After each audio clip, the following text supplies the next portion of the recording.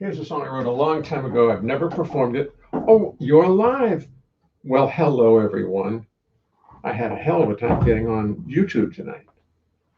It just didn't work. So, listen, we had a wonderful time the first part of the show. You missed it entirely because I couldn't get on. Somehow, there's something going on around here. Some kind of problem. But this is a song I wrote a long time ago. The lyric I wrote. Thank you, Doug.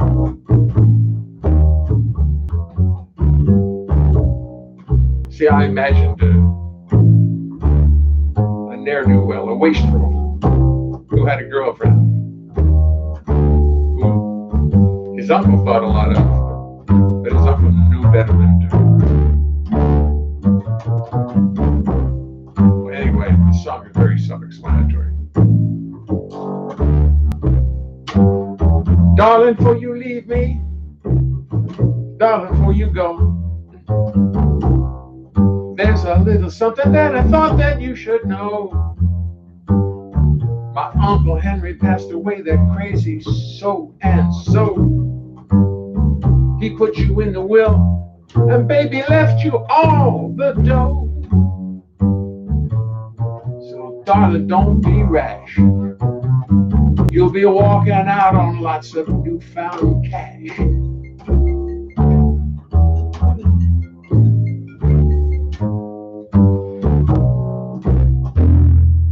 My grandson just called me on the phone. That was the noise. But I'm not going to answer it. Go on, turn on the television. The second chorus. Uncle Henry stashed his cash beneath the kitchen sink, and he had more money stashed down there than you would ever think.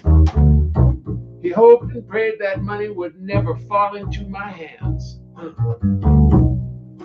So he rolled those bills in rubber bands and hid them in tin cans. And you're the only one who's privy to the stash. You'll be walking out on lots of newfound cash. Uncle Henry did not spend a dime. He was frugal as could be. And he knew it was not wise to give a single dime to me. He knew you were the only one whose feet were on the ground. Your virtues he would endlessly expound. Endlessly. So darling, before you leave me, darling, before you go, there's a little something that I thought that you should know. Everybody said my Uncle Henry, they said he was bad luck.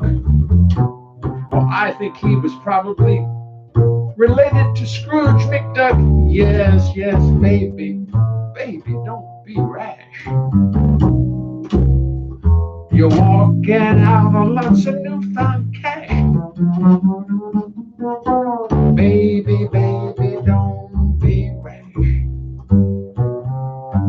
You're walking out of lots of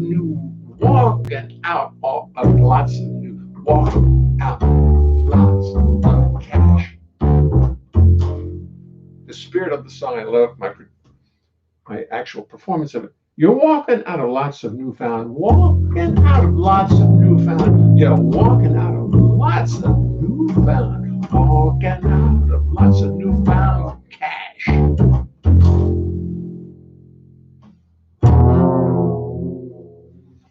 I like that song. I'm going to learn it. I'm going to do it. Tomoko, get ready. Get ready for that one. Key of F. I'm going to send that to you as a matter of fact. That's the one we're going to do.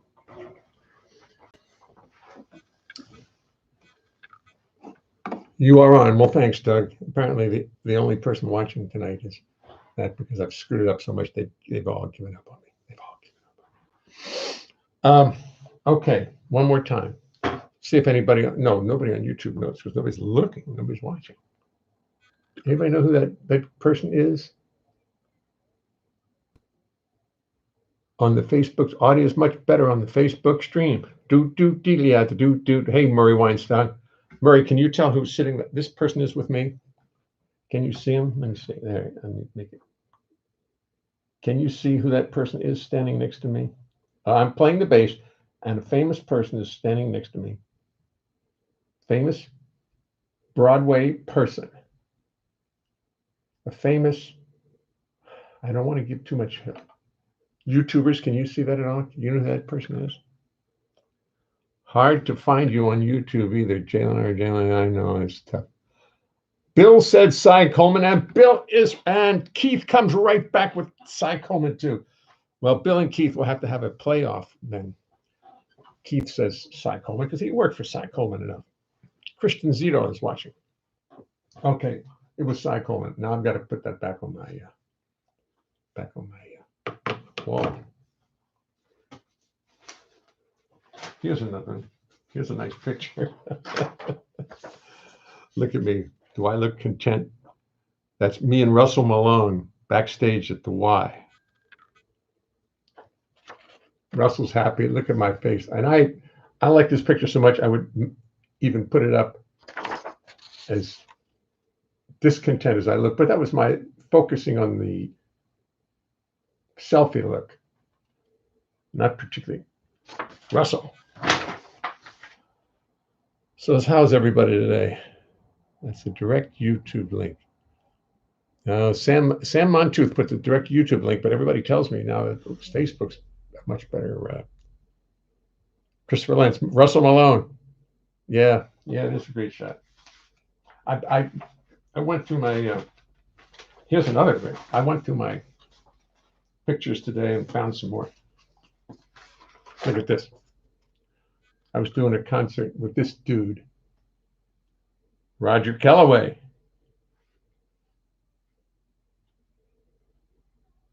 Aaron Weinstein is watching. There's a picture of Aaron Weinstein. No, this is a picture of Roger Kellaway.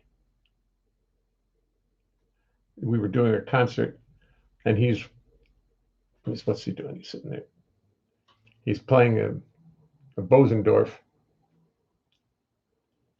and he's trying to figure out how to play that thing.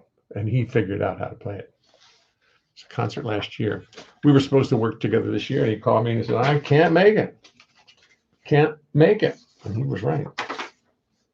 And now here's a lovely picture. Here's my favorite picture of all.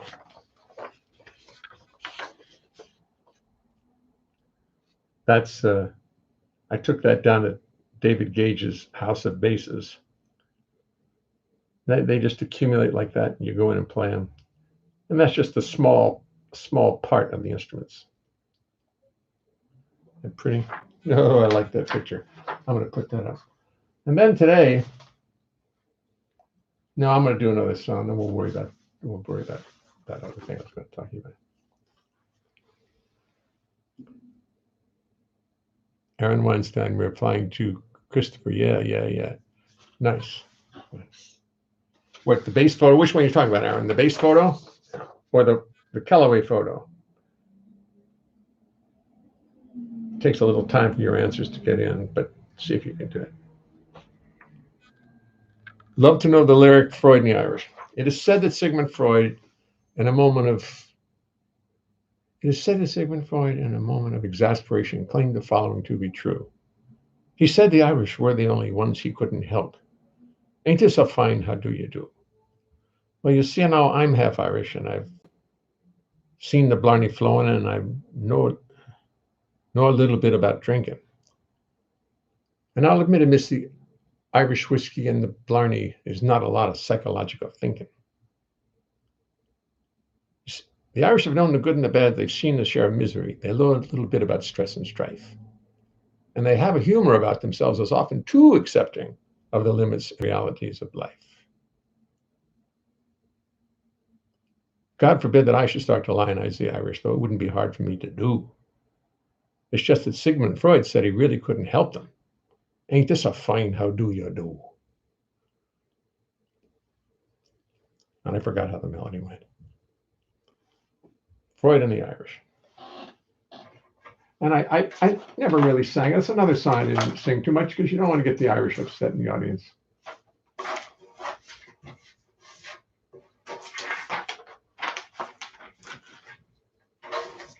Well, here's a song I want to do.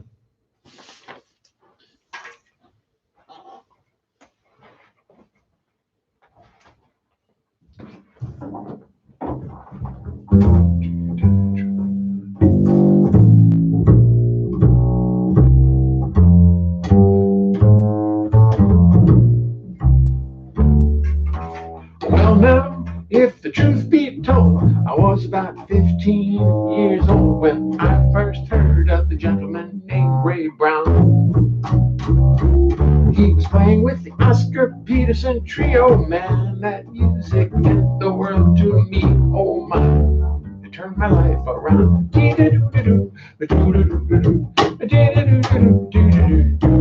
How did anybody play the bass like that? Every note so round, so true, so bad. It was a revelation.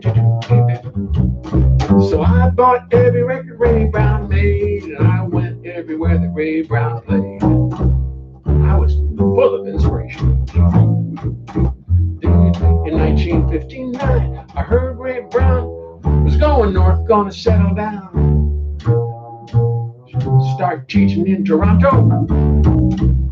Well, fire lit up inside of me, and I knew where I had to be. I got myself up to Toronto, pronto. But up above the Canadian border, winter gets so out of order. Do you know how cold Toronto gets? Bodily warmth is seriously lacking. Bass violin starts seriously cracking. A less inspired soul might have regrets. The Arctic winds come whistling through, your fingers freeze and your hands turn blue. Toronto is one chilly town. Let me get the lyrics a little bit closer. 1, 2, 3, 4. The Arctic winds come whistling through, your fingers freeze, your lips turn blue. Toronto is one chilly town. Your body aches, your teeth start to chatter, but never mind, it doesn't really matter, because you are there to study with Ray Brown.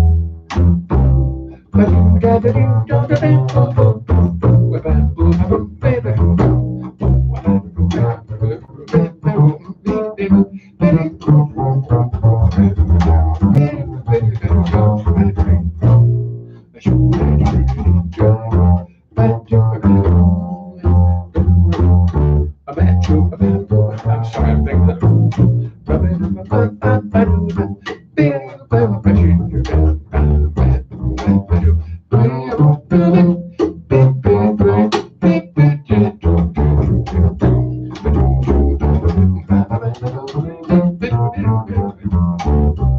every afternoon the setting sun would let you know the day was done.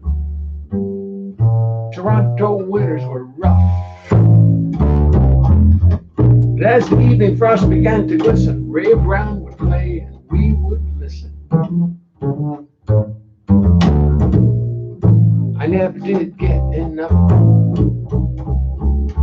Well, now is the truth be told, I was about 61 years old when I had to say goodbye to our Ray Brown. He always seemed to stand just a little bit above us. He meant the world to so many of us. Adios, Ray Brown. Talk that talk, Ray Brown. Walk that walk, Ray Brown.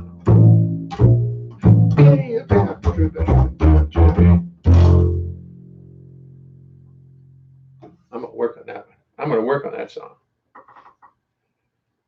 Now, if I were practicing, I would just do it again. But you've already heard of this. Any other question?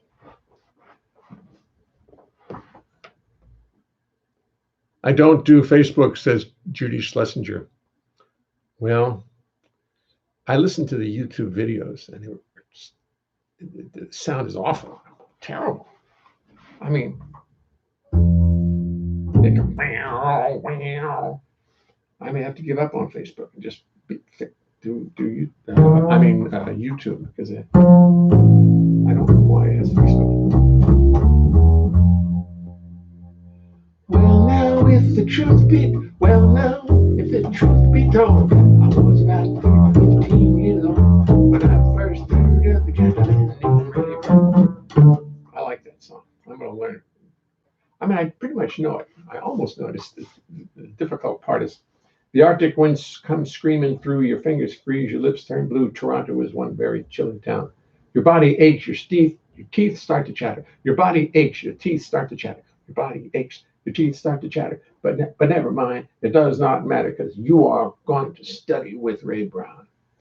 And that's the truth. The Arctic winds come screaming through, your fingers freeze, your lips turn blue. Toronto is one very chilly town. Your body aches, your teeth start to chatter, but never mind, it does not matter. I always write too many words in my songs, but that's the only way I can tell the story. I'm telling stories, so you got to use words. And sometimes you really have to practice. You have to practice. Your body aches, your teeth start to chatter. Your body aches, your teeth start to. Your body aches, your teeth start to chatter. Your body aches, your teeth start to chatter. But never mind, it doesn't really matter because you are there to study with Ray Brown. Well, I'm not giving up on that song.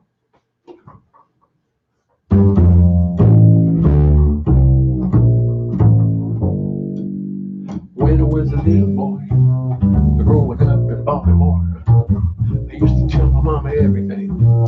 I tell her everything and more. I thought it was when I was a little girl. I used to, don't remember it. I've been singing it too. When I was a little boy, growing up in Baltimore, I used to tell my mama everything and more. Diddle-diddle-diddle-doo. Diddle-diddle-doo. But I don't remember how the rest of it goes. All right, have to be practiced. They all have to. Oh, I used to tell my mama everything and more. She said, son, you can't do anything if you set yourself a goal. But whatever you do, boy, don't lose your soul. As I prepared to leave the nest, growing up in Baltimore, I got to telling mama less and less than I ever did before. I thought it was my turn to fly, like an Oreo. She said, fly to the sky, boy, but don't lose your soul. Boom, boom, boom. Every day, my mama would pray. 6 children going every which way for the devil. We was mighty fine prey. We was Billy, John, Boy, Jean, Valerie, and Jay.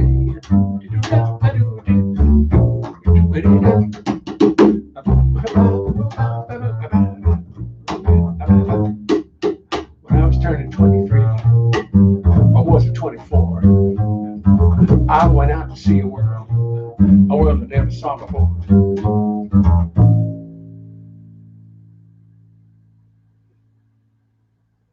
What? Jazz and rock and roll. Playing jazz and rock and roll. Drinking lots, getting stoned, and losing my soul. When I was going out about a bar, I used to tell him. When I was turning 23, wasn't 24. I thought it was my turn to fly. Oh man, forget it. When I was turning 24, I wanted to see a world I never saw before. Got to meet people doing things. Playing jazz and rock and roll. Drinking lots, getting stoned, and losing my soul.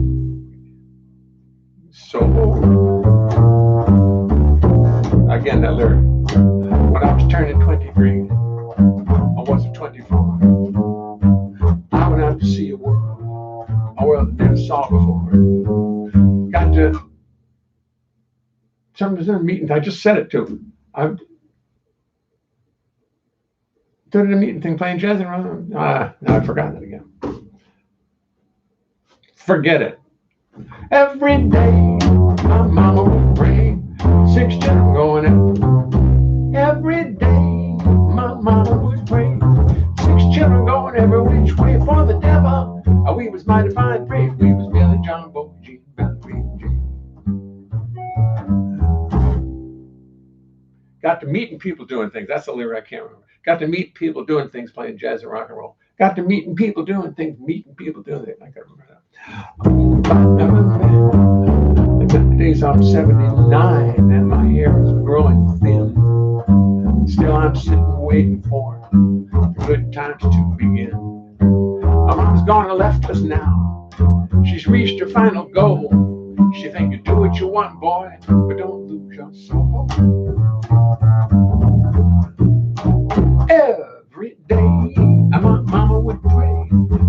should have gone every which way for the devil.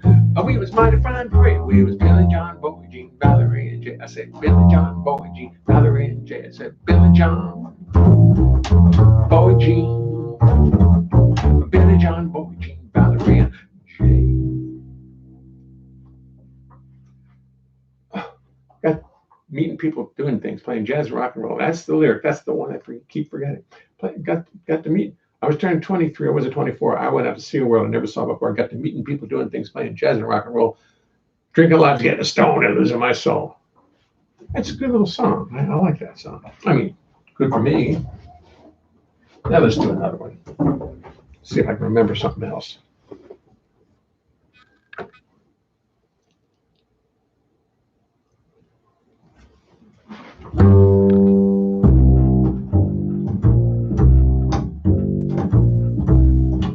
I got stuck in a traffic jam, bad traffic jam, on 9th Avenue. While I was stuck in it, there was a woman in the car behind me who was feeling terribly impatient. She was beeping every time I let somebody through, or if I was a little bit, if I stopped at an intersection and let cars actually cross. I mean, it was a terrible traffic jam. It took 2 hours to get about 8 blocks. And she managed to pass me, and as she passed me, she was still angry at me, and she made a very, well, unfriendly gesture. And then what happened next is why I had to write this song. It's called Schadenfreude. And I've learned from my friends that Schadenfreude isn't really revenge, or feeling revenge as much as feeling bad for somebody who's had something happen to them.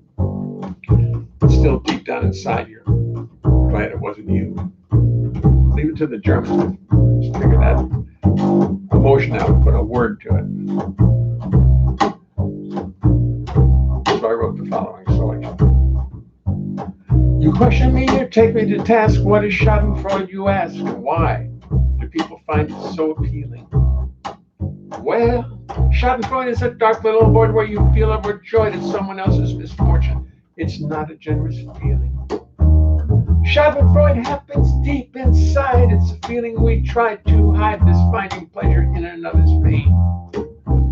And I must admit to having enjoyed a recent moment of Schadenfreude, which now I will try to explain.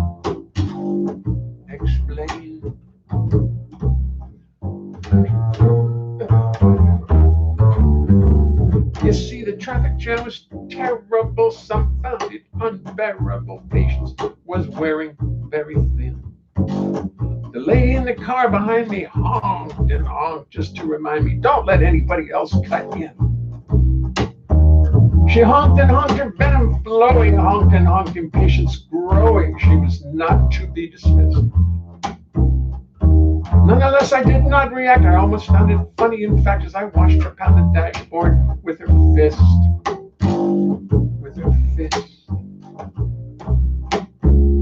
So here we are, stuck on 9th Avenue, while I am attempting to have a new attitude about things at moments like these.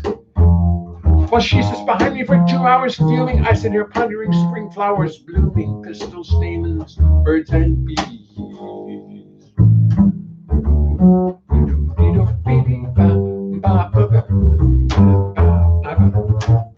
She was a nuisance and she was a pain, and she was making it so very plain that I must stop being so gentle and loving. She said, you've got to stop cars from cutting in, you've got to stop all that butting in, you got to get out there, start pushing and shoving. Then I must admit she did confound me as she swept her car around me, slipped right by, then cut in. And for an extra little zinger did she flash her middle finger, and that is when the real fun did begin.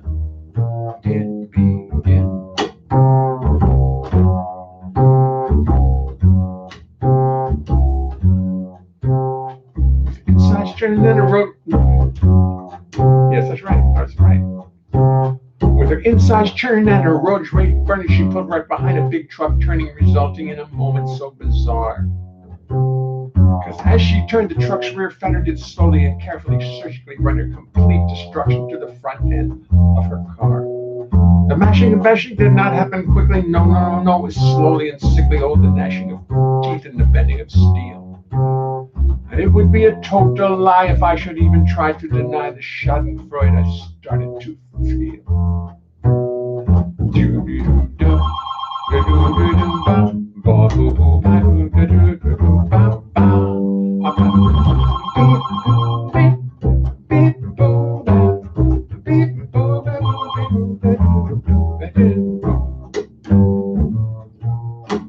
Oh, schadenfreude, what can I say? What can we do when we feel this way? We all know it's not polite to gloat. But sometimes when under attack, the fates will toss the enemy right back down the castle wall into the moat. Oh, schadenfreude, it is not nice. For such a feeling we pay a price. Is it nice to take pleasure in another's pain? And I only hope this instantaneous payback doesn't prevent it from finding a way back to a more harmonious refrain.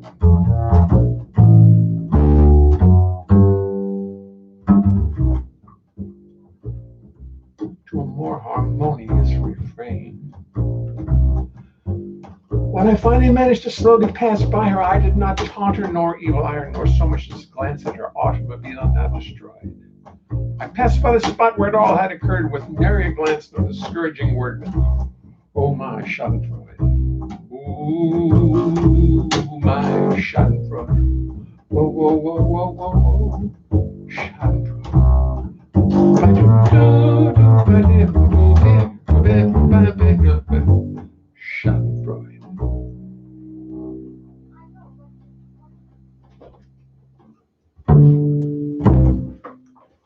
Schadenfreude. Schadenfreude.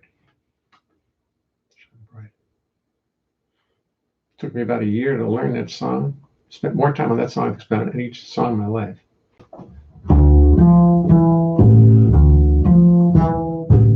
Meanwhile, I was talking to Tony Bennett.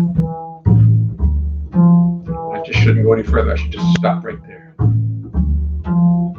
Let me get this. This camera's bothering me a little bit.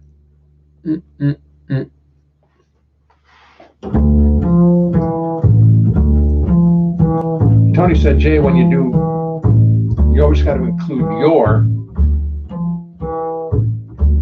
San Francisco. What is my San Francisco, Tony? What would that be?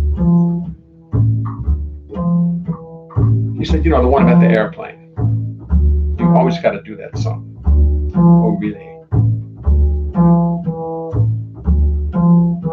So, taking Tony's advice, I do it. Almost every show. See, I was asked to go to California to play a convention. People asked me how much money did I want. I said I wanted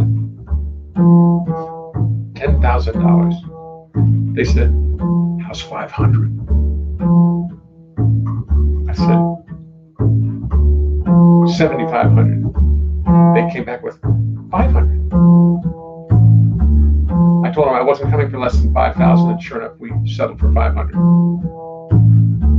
When I climbed aboard the plane, they bought me a first-class ticket. Imagine that. I sat down in first class. A little white-haired gentleman walked on the plane right behind me, sat down right next to me, and everybody was like, wow, look who's on this plane. They weren't talking about me, they were talking about the little white-haired guy. But he was so famous, and they thought maybe the two of them together, and I was like, yeah, this is my pal.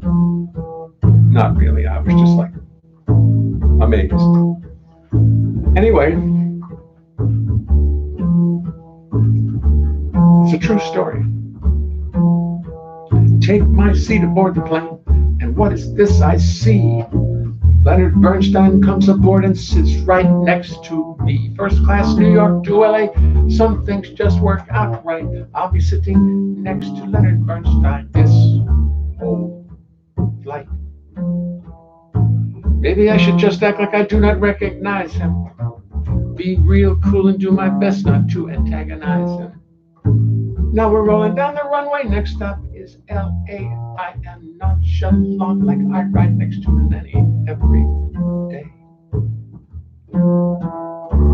Naturally, I turned to him against my own advice.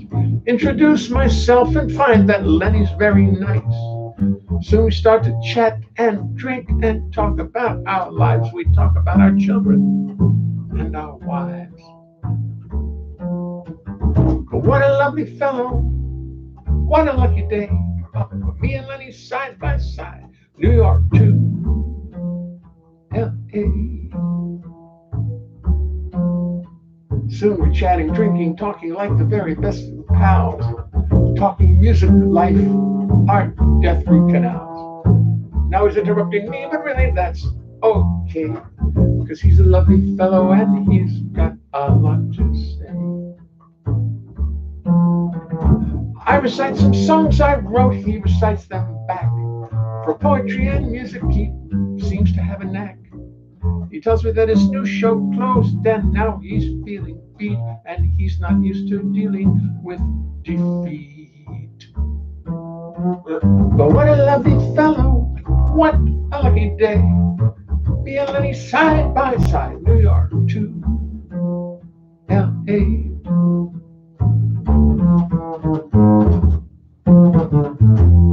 That's what it's. I forgot that little lick in the middle.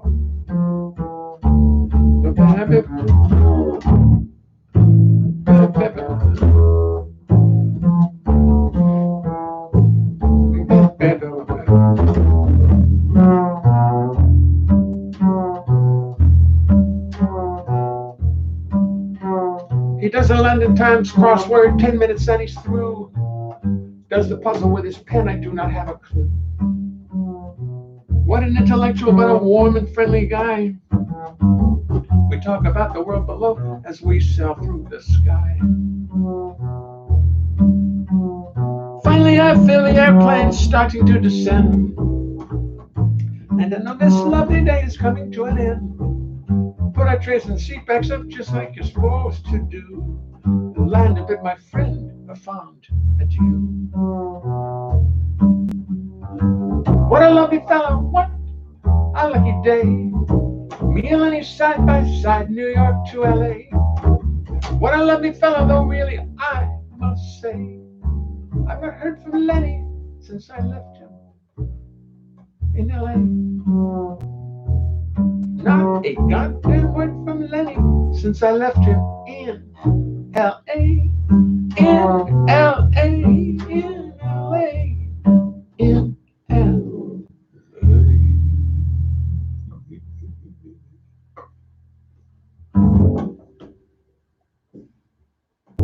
I guess it's plain to see that.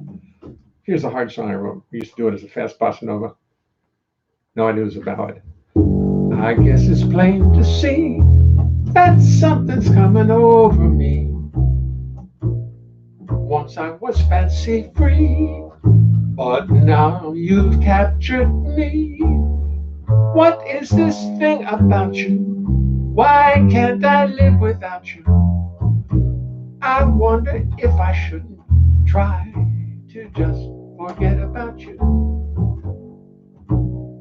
But that is not about to be. I see I'll simply have to suffer the consequences. I let down my defense. Hear what I'm saying, baby. No question and no maybe. This time I know it's for real. Maybe I should run away to some exotic island and stay far away and I get from the flame. Sit and gaze into the ocean till I lose this crazy notion that we two might ever be the same.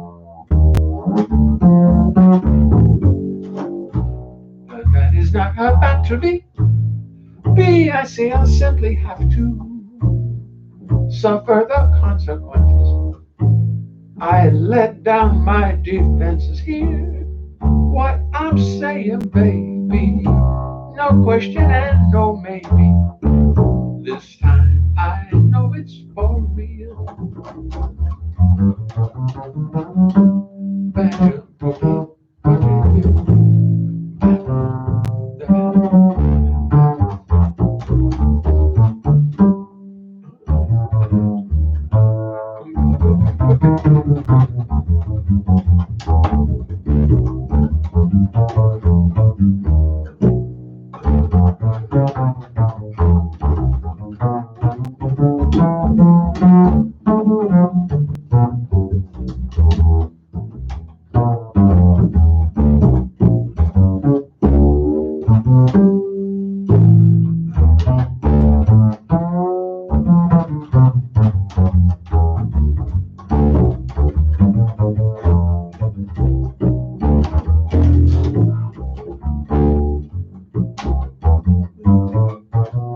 Maybe I should run away to some exotic island that's too far away and I can from the flame.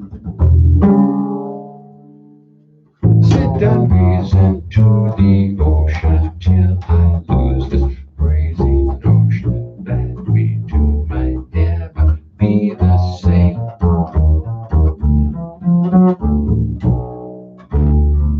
But that is not about to be. I say I simply have to suffer the consequences. I let down my defenses. Hear what I'm saying, baby. No question and no maybe. This time I know it's for real. Hear what I'm saying, baby. No question and no maybe. This time I know it's for real.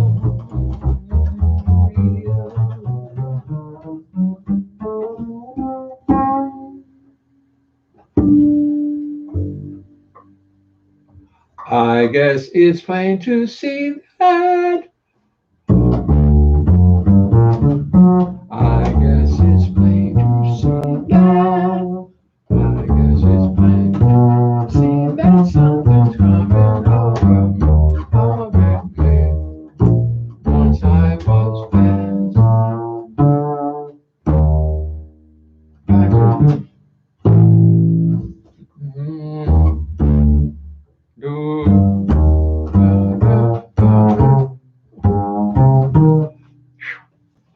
That's a nice melody. And no one besides myself has ever attempted to sing that song for the obvious reason. There's a few people who could if they wanted to, if they wanted to take it on. I dare them. I'm going to sit for a minute because I need to discuss a real estate venture with you. I mean, it's just fate, you know, that twice now in the papers has come this advertisement for these two homes in Alpine. Now, Alpine is a very, well, as they say here, located in one of the nation's wealthiest zip codes. Located in one of the nation's wealthiest zip codes. Located in one of the nation's wealthiest zip codes. From over 30,000 square feet of luxurious living space, reception rooms of a grand scale. I mean, this is look at this place. I mean, can you imagine? Look at that. And that's one, and here's the other. And this is the cheap one. This is an Alpine. It's only a couple miles from the bridge. You know, and okay, what are the price? Well,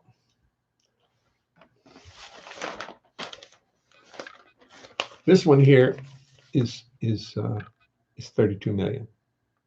But this one here is only 21 million. So I've settled on the one for 21 million. Okay. I'm going to arrange to get the one for 21 million because they both have things I never heard of. A gunite pool, Gunite pool. I never heard of that before. Don't know what a gunite pool is. Gunite pool, Gunite pool. They both have gunite pools. So, and I want to swim in a gunite pool. So it's 21 million 5 for this. And you know, it's 10 million cheaper than the other one, but 32 is just too much. But 10 million, I figured out. I was laying in bed. I figured out if I take 1,000-year mortgage on it, it'll come to uh, 210,000 a year. That's the principal. Principal to it, and that's like 17.5 a month. 17,005. Oh, that's a month. Oh, that's too much. I have a house, 17,000 a month. Well, all right, 17,000 a month. But then the taxes, the real estate taxes on that. I wonder what the taxes are in Alpine. So I tried to look it up, and if it's 5%, 4%, what it's going to be like 400,000 a year, and that's the thing. See, that's the one I'm not. I don't want to be paying all those taxes. The 17,000 a month.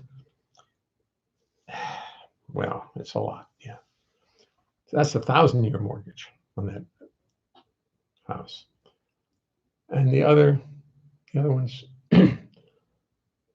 3 million a year, 1,000. No, it'd be only 32,000 a year. 32,900 a year. It'd be 221,500. No, I was right. 21,000 a year. It's about 1,750 a month. I'm right. 1,750 a month. That's great. I was right. The other one would be, but that's for 1,000 years. And well, so I don't think I'm going to get either of them. I think I'm just going to stick with what I got. But they keep coming to me. It keeps coming to me. I mean, it's just like, buy this. No, never mind. Never again. I'll buy more bases. That's what I'll buy. I'll buy more bases.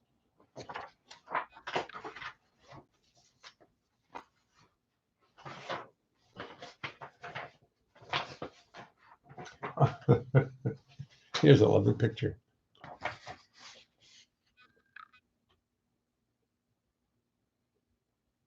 Me and Billy Stritch. Would you trust either of these people? Billy's smiling. I'm doing whatever I do. This is backstage at the Y for one of those Debbie Weiner specials that we can't put on anymore right now because we're having trouble doing it. Oh, I have one more I want to show you too. It's fun. I like this one. I like this one. It's not too clear, but it's not. Oh, two more. This is my daughter Carolyn and Myron Walden at Smoke, and they sound so good together at Smoke. Boy, do they sound good together. It's not a very clear picture. You can see Carolyn was moving a little too much. Myron was sitting still. And here's one of my favorite pictures. When the first of these pencil buildings went up downtown, the big, tall things that are so skinny. I stood and I took a picture of one. I just looked at it and said, my God. And now there's two more buildings, one of them tall, much taller than this, sitting downtown. I mean, what are people thinking? Who's going to live there?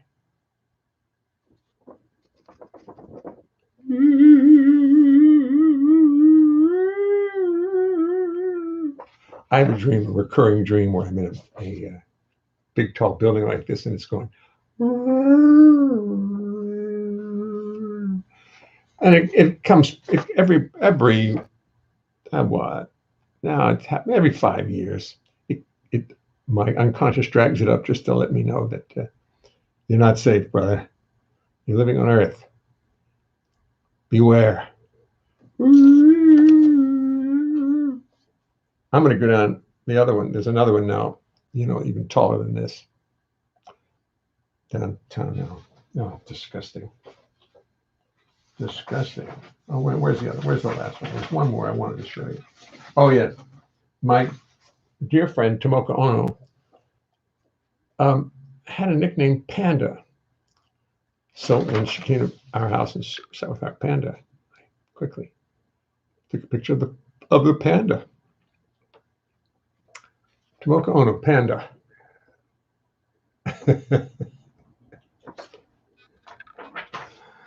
Oh, Tomoko. Oh, here's in my last one. The last one I found was Carolyn and me and Bill Wurtzel, the guitarist.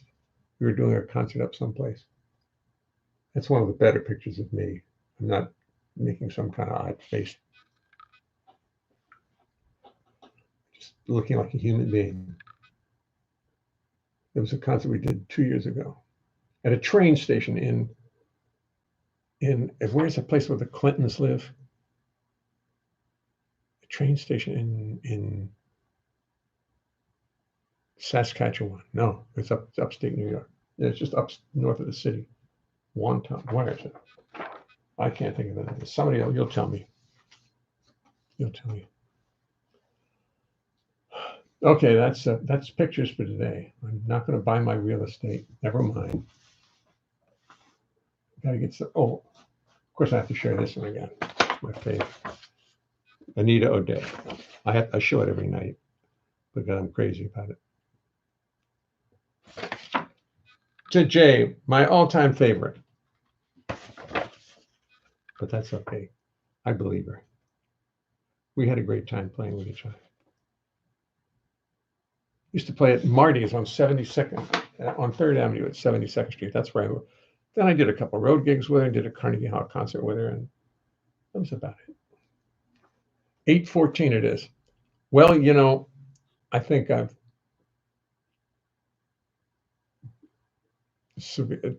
my Oscar. Did I ever show you about this? Yeah, I think I did. I might have. You know who's not here tonight? It's Bill Crow. Where's Bill Crow tonight? He just didn't have a gig. Priscilla couldn't be too rich for you. My sister-in-law says, too rich for your blood. Ah, Nick Nabe, requests of the rooms. Do they have enough toilet paper? That's good. We're discussing these places here. Do they all come with toilet paper? No, I don't think so. I think that's another million extra. Say happy birthday to your brother, Bill. I will. I did. Is Bill watching? I was going to call him after the shoe. I really was. I told him that earlier. Chappaqua. And Cinera, Judy, when you said Cinera the other night, I didn't even realize. I thought it's Cinera. Of course, it's Cinera. Do you? Oh, I'm not going to move all this crap to play the piano. You don't want to hear my piano playing. So listen, I'm going to keep going. I'm going to keep doing these anyway. So, because it gets me to practicing. I'm starting to get back into a practice routine now. I'm not playing any gigs, so in the afternoon I pick up the bass for half an hour and I practice whatever songs I'm doing. Meanwhile, my hands are staying strong. Then I do the show at night, and I'm having fun visiting everybody. And Silvertip wants to hear Kentucky Wildflower. Kentucky Wildflower, going by the hour. Boy, there's one I haven't done. Silvertip, I'll practice that tomorrow. Kentucky Wildflower, growing by the hour with Love Some Stranger Loving You. Sting of the Honeybee, but I love you gave for you. No, yeah. I'll practice it tomorrow. I'm writing it on my list. We'll have it tomorrow. And everybody okay?